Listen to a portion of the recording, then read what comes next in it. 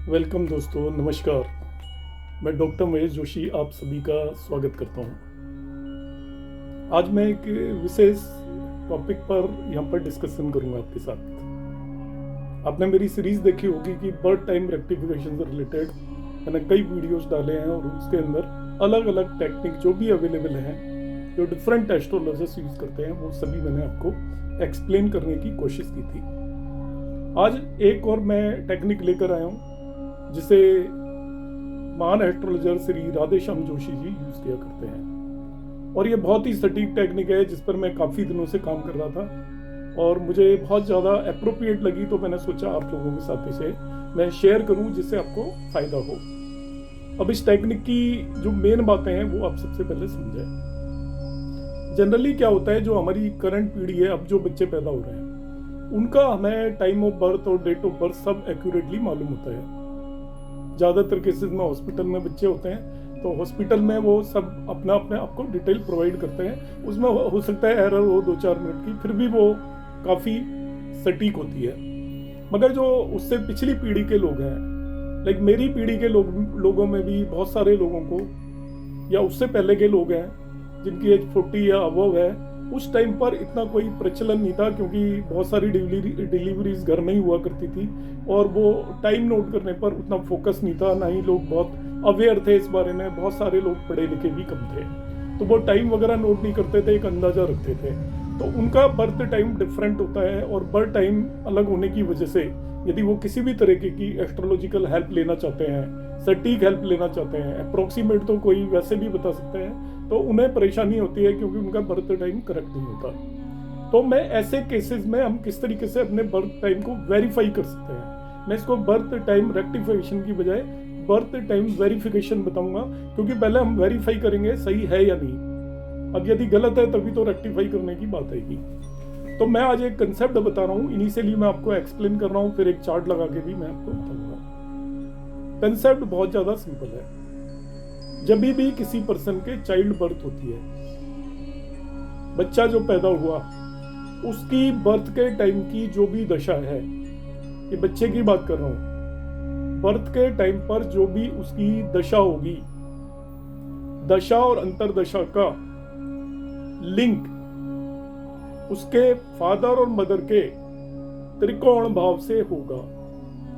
फिर से मैं रिपीट कर रहा हूं, जब भी कोई चाइल्ड की बर्थ होती है, तो उस चाइल्ड की बर्थ के टाइम पर जो दशा और अंतरदशा चल रही है, उसका लिंक उसके मदर और फादर के 1, 5 और 9 भाव या उनके भाव के स्वामियों से जरूर होगा। ये सिंपल कंसेप्ट है। लाइक किसी नेटिव की कोई बच्चे की बर्थ हुई और वो केतु की महादशा और मंगल की अंतरदशा में हुई, तो केतु और मंगल का उसके माता और पिता की कुंडली के त्रिकोण भाव या त्रिकोण भाव के लॉर्ड से जरूर लिंक होगा।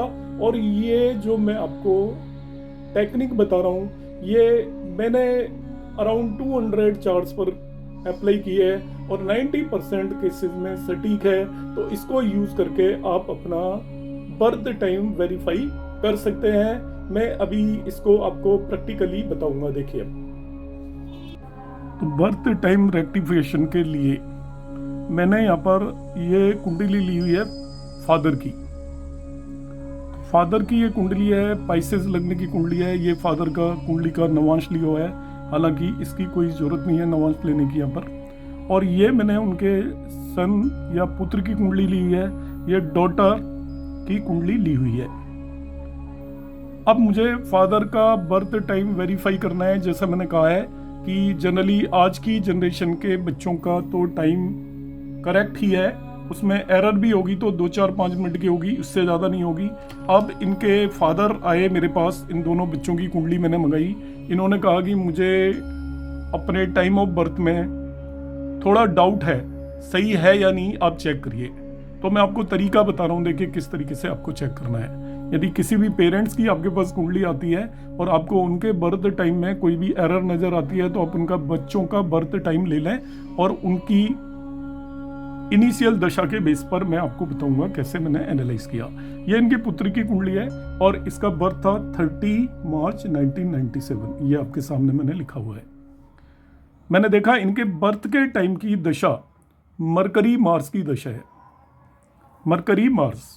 तो मैंने आपको क्या कंसेप्ट बताया था कि जब भी किसी भी नेटिव के पुत्र या पुत्री पैदा होती है, उसकी संतान की जो बर्थ के टाइम की दशा है वो उस नेटिव के त्रिकोण से कुछ ना कुछ संबंध बनाएगी। तो आप ध्यान से देख लीजिएगा, मरकरी भी त्रिकोण से संबंध बना रहा है और मार्स भी त्रिकोण से संबंध बना रहा है। दोनों कैसे बना रहा है देखिए, मार्स तो त्रिकोण 9th हाउस का, इनके फादर के 9th हाउस का लॉर्ड है और मरकरी मार्स के साथ यहाँ पर कंजक्ट होकर बैठा हुआ है। तो दशा लॉर्ड और अंतर दशा लॉर्ड दोनों का लिंकअप बन रहा है विद द त्रिकोण ऑफ द फादर।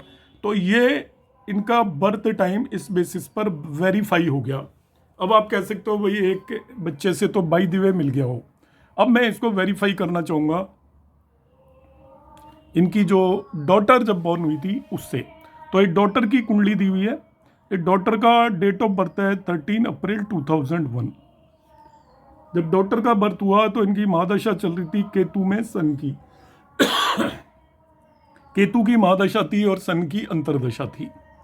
अब हम देखते हैं केतु और सन का इनके फादर की कुंडली के त्रिकोण से कोई संपर्क या संबंध बनता है क्या। तो आप डायरेक्टली देखोगे तो केतु तो 7th हाउस में बैठा हुआ है, जनरली उसकी कोई लॉर्डशिप तो होती नहीं है। तो केतु का संबंध लग्न 5th हाउस और 9th हाउस इनसे बन रहा है क्या। तो मैं यहाँ पर एक चीज़ क्लेरिफाई कर देता हूँ, इसीलिए मैंने कुंडली ली हुई है। वैसे हम राहु केतु की कोई भी दृष्टि मानकर नहीं चलते, मगर जो मैं टेक्निक बता रहा हूँ इसमें यदि राहु केतु एक्सिस यदि लग्न पे है, राहु केतु एक्सिस हो गया, तब हम मानकर चलेंगे कि उसके लग्न से लिंक हो गया केतु या राहु का। केतु लग्न में बैठा होता, राहु यहाँ पे होता, राहु यहाँ पे वो सॉरी केतु यहाँ पे और लग्न में यहाँ पे है, तभी भी हम मानकर चलेंगे कि राहु केतु दोनों का संबंध एक साथ मानकर चलेंगे हम। ये एक एक्सिस होता है, तो यहाँ पर इनकी लग्न से राहु केतु एक्सिस पर है, इसलिए केतु से लग्न का संबंध बन गया है। ये मैंने स्पेशल केस लिया है। अंतरदशा यहाँ पर है सन की। तो सन तो देखिए ये है तो 6th लॉर्ड, मगर अब ध्यान से देखिए इनके फादर के 9th लॉर्ड के साथ कंजक्टेड है। तो फादर के 9th हाउस से अंतरदशा लॉर्ड का संबंध बन गया।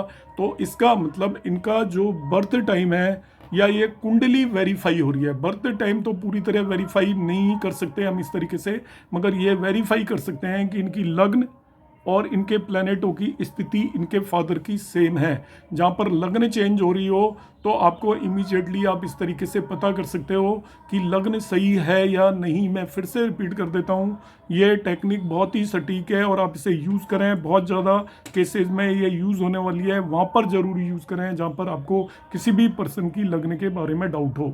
उसके यदि संतान है तो फिर से मैं लॉजिक बता रहा हूँ कि उनकी संतान की बर्थ के टाइम की दशा और अंतरदशा का लिंक उनके फादर के त्रिकोण हाउसेस से होगा। राहु और केतु के केस में राहु केतु एक्सिस भी यदि बन रहा है तो उसे हम लिंक मानकर चलेंगे। तो देखिए मैंने सन और डॉटर दोनों का यहाँ पर अप्लाई किया है।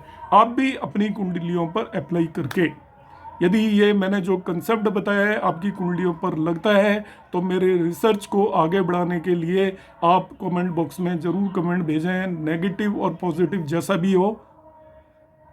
तो इससे हम इस एस्ट्रोलॉजी की इस विधा को और लोगों तक आगे पहुंचा पाएंगे, क्योंकि हमारा ऑब्जेक्टिव एस्ट्रोलॉजी की नई नई चीज़ों को खोजकर आपके सामने लेकर आना है। नमस्कार, धन्यवाद।